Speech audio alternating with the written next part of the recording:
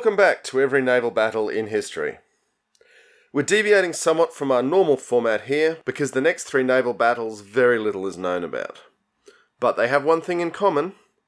Decimus Junius Brutus Albinus commanded fleets to victory in all of them, before going on to be a key player in the assassination of Julius Caesar. So an unusually busy life then. Very few commanders get to win one battle at sea, let alone three. Decimus Brutus, no, not that Brutus, was born to the top flight of Roman aristocracy. His father, grandfather, and great-grandfather had all been consuls, which is a lot of expectation to be born into. His mother is thought to have been descended from Gaius Gracchus, the political leader who had tried to take land away from the senators to help the ordinary people of Rome. You can imagine the bad end he came to having made those enemies. Our man grew up with Mark Antony, and went with Caesar to the Gallic Wars. Campaigning in modern-day Brittany in the French northwest, the Romans found they had a problem with the local people, the Veneti.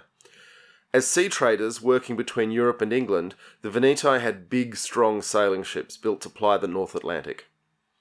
The ancient sources refer to the Veneti ships as having leather sails. This strikes me as unlikely, and I have to wonder if oiled cloth didn't look a lot like leather to the Romans. The Roman rams didn't work well on their thick oak sides, and the tall Veneti ships rained down missile weapons on the Roman decks. Decimus Brutus was given the job of dealing with them.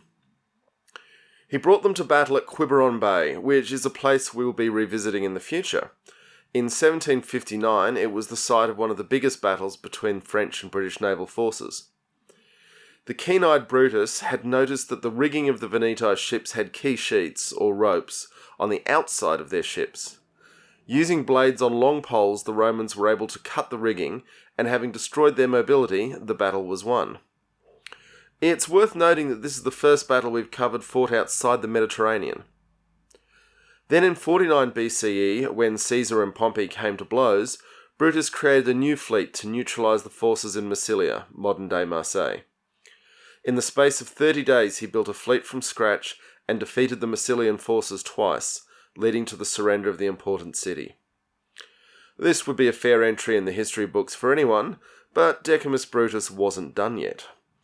With Caesar concentrating his personal power, Decimus Brutus, not to be confused with the more famous Marcus Brutus of Et tu, Brute renown, joined the conspiracy to bring Caesar down. When March 15 rolled around and Caesar didn't show up at the theatre of Pompey, where the assassination was planned, it was the quick-witted Decimus Brutus who both convinced Caesar to walk with him to the waiting senators and avoided Mark Antony, who was trying to warn Caesar.